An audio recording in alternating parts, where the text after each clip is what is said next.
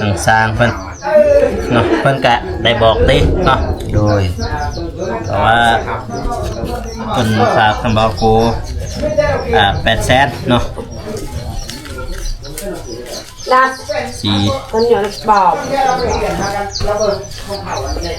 วันนี้สร้างลองนับเบิ่งเพราะว่า800,000พี่น้องเลยรางวัลให้สร้างฮะเนี่ยขอบใจปาโกเด้อที่ว่าเนาะ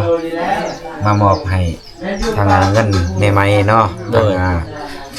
างประเทศเยอรมันจังได้ก็ขอบใจเด้อแม่เด้ออันนั้นทางสร้างนี่ก็สิใส่เงินนี่ให้เป็นประโยชน์เพราะว่าสิซื้อเครื่องมือนี่แหละเนาะเงินนี่ก็สิใช้แต่ว่าก็สิแบ่งให้สร้าง2คนอีกเพราะว่าต้นสร้างเพิ่นก็บ่ได้นะครับสิให้คนละ50เหลือ100,000ก็บ่เจ็บก็สิใส่น้ำมันรถขอบใจทางเบาเจ็บเพิ่นเนาะ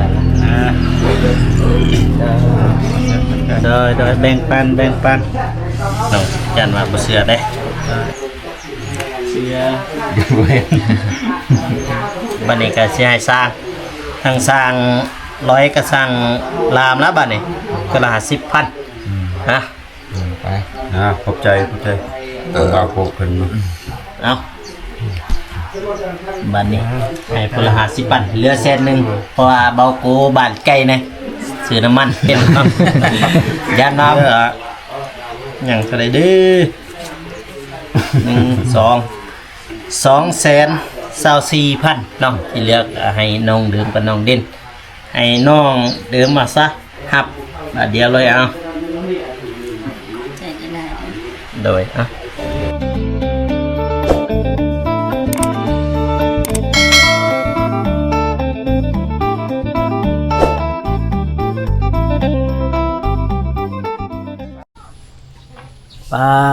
ตัวพี่น้องเลยมาเมื่อนี้ก็ล้างน้องเดิมขึ้นเฮือนเนาะพี่น้องเนาะเพราะว่ามือวานนี้ฝนตกพี่น้องเลยเบากูก็บ่ได้มาเนาะเพราะว่าเบากูอยู่บ้านไกลพี่น้องเลยฝนตกแห้งทางบ้านเบากูเนาะแต่คือเห็นแหละทางคลิปเบาเตียงเนาะพี่น้องเนาะเพิ่นลงคลิปโอ้ฝนตกในเมืองท่าแตงจนท่วมพี่น้องเลยฝนแห้งขนาดทางบ้านเบากูทางฝ่าห้องทางล่มพี่น้องเลยเพราะว่าเบากูพุ่นอยู่ปากซองคนพี่น้องเลยก็เลยบ่ได้มาเนาะเพราะว่าอีกอย่างก็ไกลแน่ฝนก็ตกแน่เบากูบ่ได้มาทางบ้านน้องเดิมพี่น้องเอ้ยก็คือ FC เพิ่นว่าเป็นอย่างที่ว่าเบากูลงคลิปซ่าเนาะกับเพราะว่าเมื่อวานเนี่ยฝนตกพี่น้องเอ้ยบ่ได้เปิดโทรศัพท์ซับนะฝาห้องเนี่ยกึมมุมเลยนี่เป็นจังซี่เลยเนี่ยยังได้ยินอยู่พี่น้องเอ้ยเสียงฝาห้องก็บ่ได้เปิดโทรศัพท์แล้วก็บ่ได้ตัดคลิปเนาะก็เลยมื้อเช้านี่มาเปิดแล้วก็ตัดง่ายๆคือลงมื้อเช้าในพี่น้องเอ้ยที่ว่าทีมงานเฮาทาสีเนาะจังได๋ก็ขอโทษขออภัยเด้อพ่อแม่พี่น้องเอ้ยก่อนอื่นก็กราบทักทายสบายดีและสวัสดีเด้อพ่อแม่พี่น้องเนาะเพราะว่าสิอยู่ภายในหรือว่าต่างประเทศก็ยินดีต้อนรับเข้าสู่ช่องบ่าวกูสนบทสปป.ลาวเด้อพ่อแม่พี่น้องเอ้ยเนาะมื้อนี้ก็ย้อนหลังเนาะแง่คือย้อนหลังนะเพราะว่ามื้อวานนี้น้องเดิมเราขึ้นเฮือนเนาะแต่ว่าบ่าวกูบ่ได้มาย้อนหลังมาซื้อไผ่ย้อนหลังเนาะแล้วก็ซื้อไผ่สร้างแล้วก็ทีมงานเฮาแน่เนาะตามเมใหม่อินดีเพิ่นฝากเงินมาทางเบากูเนาะเพิ่นจะเสื้อไผ่สร้างแล้วก็เสื้อไผ่ทีมงานเฮาพี่น้องเอ้ยเนาะแล้วก็เสื้อไผ่น้องเดิมกับน้องเด่นแน่ไปเดี๋ยวเขาไปทักทายทีมงานเฮาเพราะเขาอยู่เทิงเพื่อนพี่น้องเอ้ยแล้วก็สิเบิ่งหอบเพื่อนเนาะก็สำเร็จเสร็จสิ้นเนาะที่สร้างเพิ่นเฮ็ดพี่น้องเอ้ยเพราะว่ามื้อนี้ก็ย้อนหลังนะพี่น้องไปย้อนหลังที่เพิ่นขึ้นเฮือนหยุดก่อนเลยน้อยเดี๋ยวขึ้นเฮือนไม่ห้องน้องเดิมนะพี่น้องเนาะใส่มามือเขาขึ้นเฮือนมามือนี่มาย้อนหลังหน่อยสบายดีเด้อว่าทุกคนจ้าสบายดีเด้อสบายดีเด้อน้องเดิมเพิ่นน้องเด่นเด้ไปใส่แล้วน้องเด่น บ่ฮู้ลองกะหลางบางอย่าง กำลังบ่เมื่อวานนี่ม่วนบ่วันนี่ม่วนบ่ เสียดายบ่กูบ่ได้มาพี่น้องไอ้มื้อวานนี่ฝนตกแห้งมาทางนี่ ตอกให้ เมื่อวานบ่ได้มาพี่น้องเพราะว่าปูแหละอยู่บ้านบ่โกกับฝนแห้งอย่างดีค่ะถึงลมถึงฝนถึงฝาห้องในค่ะจะได้สร้างโอเคอยู่บ่ เย้จ้าสบายดีเด้อหมดทุกคนสบายดี เป็นเคสแรกเนาะสร้างเพิ่นว่าบ่นึกบ่ฝันมาเฮ็ดบ้านน้องเดิม แม่น โอเคอยู่บ่ขาดอยู่บ่บาทนี่เฮ็ดใหม่ครับบ่ ก็บ่ฮู้คือกันแล้วเราก็หมดความสามารถแล้วเฮ็ดซำนี้มันได้ซำนี้ ก็คักแล้วสำนี้ดิก็โอเคแล้วมามันนี่ก็ลังปีใหม่เมื่อวานนี่สร้างมวลบ่ เต็มที่ เต็มที่บ่ เต็มที่นะ เต็มที่เลยเนาะวันเนาะ เต็มที่ น้องเดิมได้เต็มที่บ่วันนี่ แต่เท จุดร้อย เป็นรอยพุ่นนะมีมาเข้าทางนี้ก็ได้มา ไม่เท่ากันเต้แห้งทั้งมวล เอื้อยจะก็มาบ่ มา เอื้อยจะมาแต่ทงไม้เนาะ มาอยากของเอ้ยก็มา เต็มที่เลยเนาะวันนี้ปาดพี่น้องเอ้ย เคย ฝนตกแห้งบ่ทางนี้มัน ต้องให้ ฟ้าห้องนี่บ่ฟ้าห้องบ่เมื่อวานนี่ทางนี้ บ่หา อยากไปเหลื่อมซื่อ ฟ้าเหลื่อมซื่อ ๆเนี่ย ๆโอ้ยทางบ้านค่อยทั้งฝนทั้งฟ้าลมตะปัดตะพื้ออยู่เท่านั้นยังบ่กล้าเปิดโทรศัพท์อีหยังคือกันในทางนั้น มีเรื่องที่มีห้อง เบิ่งทางทาแตงแล้วเอามาฝนตกทั้งลมทั้งอันนี้กินข้าวแล้วบ่กินข้าวเที่ยงแล้วบ่ต้องเริ่มกินแล้วบ่กินข้าวเที่ยงแล้ว แล้วแหลกเต็มร้อย ไปสร้างกินแล้วบ่ครับ กินเลย โอ้เนาะพี่น้องมาก็ว่าให้เกิดได้ยาวก็ภารกิจแรกบ่ที่จะห่วงอยู่นี่กับสร้าง3คน แม่น ครั้งแรกเลย ครั้งแรกเลย ก็ FC ไว้จังไดโอเคบ่สร้างประเทศที่งามบ่ถ้าว่างามก็กดเลข1มาให้แน่เนาะ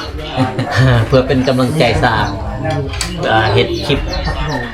หรือว่าเฮ็ดบาทต่อไปเนาะเงินก็สุดยอดแล้วสำเร็จมีหมองหวยบ่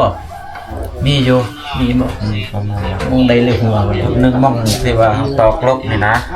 เพราะว่ามันแน่นเกินไปแก้ไขให้หมดตามสัญญากันนะครับตามบอกกันว่า มันเรื่องเงินเรื่องคำในทางว่าเก็บละให้แล้วบ่ เรียบร้อยก็บ่ได้ยาก ฝาห้องขนาดเอาเลย ต่องานเฮาสำเร็จแล้วก็จวดให้ก็ว่าจะ พอดีครบเสร็จสิ้นบ่เรื่องเงิน โดย พอดีจบกันเนาะ เฉพาะค่าสร้างนี่4ล้านเลยสำเร็จแล้ว เป็นไงคือรวมทั้งหมดก็12ล้านเนาะ โดย พอดีจบเลยเนาะ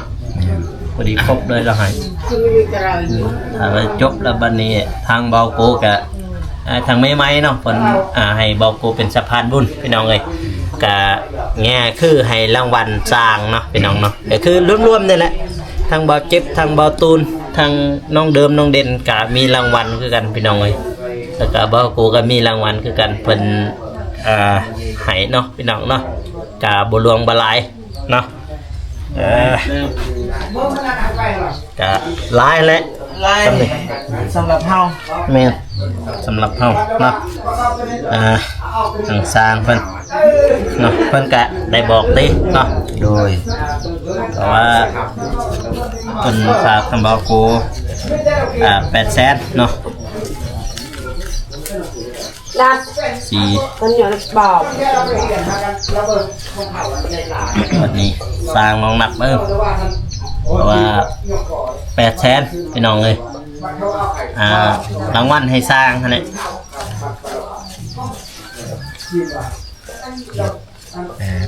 ครบบ่ โดยครบแล้วนี่ยังก็ขอบใจบาโกเด้อที่ว่าเนาะมามอบให้ทางเงินใหม่ๆเนาะทางประเทศเยอรมันจังได้ก็ขอบใจเด้อแม่เด้ออันนั้นทางสร้างนี่ก็สิใส่เงินนี่ให้เป็นประโยชน์เพราะว่าสิซื้อเครื่องมือนี่แหละเนาะเพราะว่าก็แม่นอยู่ตัวเก่ามันตายนะเพราะว่าเฮาก็ยืมของเขามาใช้นี่ก็บ่มีหยังอันน่ะถือว่าเฮาก็ขอบใจทางแม่นะเพราะว่าเฮาก็สิเฮ็ดต่อไปให้มันดีที่สุดสิอันน่ะรับใส่พี่น้องหั่นแหละต่อว่าคันว่ามีผู้ใดอันน่ะจ้างอีกต่อไปเนาะเฮาก็สิเฮ็ดให้มันดีเท่าที่เฮ็ดได้สาธุให้แม่อยู่ดีมีแห้งความเจ็บจะได้ความไข้จะมีเด้อแม่เด้อที่ช่วยให้ทางสร้างเนาะ800,000นี้สร้างก็บ่มีหยังสิตอบแทนให้แม่แต่ให้แม่สุขภาพแข็งแรงให้ความเจ็บจะได้ความไข้อย่ามีให้ร่ำให้รวยต่อไปสาธุครับ ทุกเราเลยเนาะกะง่ายๆคือมอบรางวัลให้สร้างเนาะ800,000 กีบสร้างไว้อยากซื้อจักรบ่ ซื้อเมิน ซื้อเมิน แม่ เมินมาเมินเนาะเนี่ยคือเมินเครื่องมือเพิ่นแหละพี่น้องเอ้ยกับบ่มีหยังเนาะแท้แม่ใหม่เพิ่นฝากน้ำจิตน้ำใจเล็กๆน้อยๆเนาะแล้วก็บ่เจ็บ จะได้จับมันนี่มีของฝากให้บ่เจ็บเด้ตามเพิ่นว่าเนาะแล้วก็บ่ตูนง่ายๆก็คือเป็นมือกลองเวลา200,000 กีบเนาะเพิ่นบอกว่าเวลา200,000 กีบแล้วก็บ่ตูนเป็นมือกล้องเนาะแล้วก็บ่โพบัดนี้เอ้าสิมอบให้บ่เจ็บได้บัดนี้2 ล้าน 200,000 เด้ เนาะ อบ่โกรธเด้อ ได้อยู่ไกลบัด เงินนี่ก็จะได้ก็ขอบคุณเด้อแม่ใหม่ที่เมตตาสงสารเบาเจ็บนะจะได้ขอให้แม่ก็มีแต่ความสุขสุขภาพแข็งแรงนะประสบผลสำเร็จในหน้าที่การงานไปที่ใดก็ขอให้ปลอดภัยอายุมันควรยืนอย่าเจ็บอย่าจนเด้อให้ร่ำรวยยิ่งขึ้นไปเด้อสาธุเงินนี่ก็สิใช้แต่ว่าก็สิแบ่งให้สร้าง2 คนอีกเพราะว่าตนสร้างเพิ่นก็บ่ได้นะครับสิให้คนละ50เหลือ100,000ก็บ่เจ็บก็สิใส่น้ำมันรถสิให้สร้าง ขอบใจทางเบาเจ็บเพิ่นเนาะ โดยแบ่งปันเจ็บเพิ่นก็ให้สร้างลามกับสร้างหยัง ทางร้อย สร้างนางสร้างร้อยชื่อจะคือกัน ตลอดเดียว ตลอดวัดเนาะแต่บัดนี้ให้บาตูนเด้อบัดนี้200,000คือกันก็แม่เพิ่นฝากมาเนาะ บ่เก็บสิจับกล้องให้นะ สบายดีเด้อสบายดี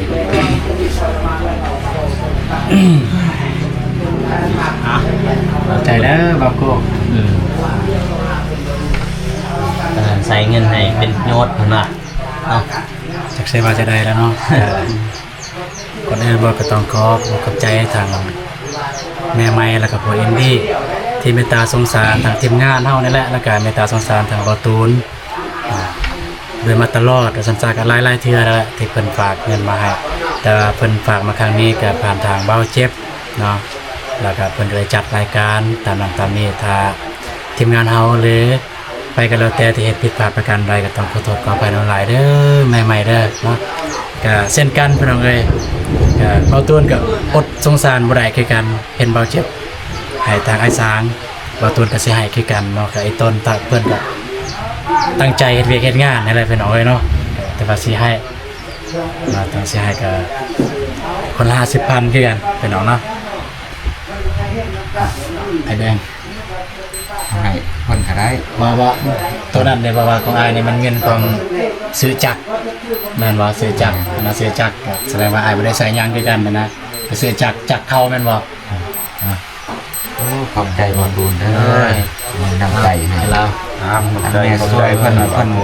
มาช่วยสร้างให้เป็น มาช่วยสร้าง โดยกัน ซอยสร้างดีเฮ็ดสร้างเฮ็ดดีเด้ มาตูนกับเรือ50,000กีบเติมน้ำมันจังหน่อยกับเบาเจ็บ โอเคเอากับใจ เนาะให้บ่โกก็200,000กีบน้องยันว่าบ่เชื่อเด้เชื่อ บัดนี้ก็สิให้สร้างทั้งสร้าง100ก็สร้างรามแล้วบัดนี้ก็ละ50,000ฮะ ไป ขอบใจเอาโคกขึ้นมา เอาบัดนี้ให้พนละ50,000เหลือ100,000เพราะว่าเบาโกบ้านไกลนะซื้อน้ำมันพี่น้อง ยานว่าบ่มีน้ำมันเล่นจะหน่อยเด้ว่าบ่มีน้ำมันเมื่อเด้บัดนี้ก็สิเหลือให้น้องเดิมกับน้องเด่นเนาะพี่น้องเนาะสิเหลือหยังเท่าใดเด้อ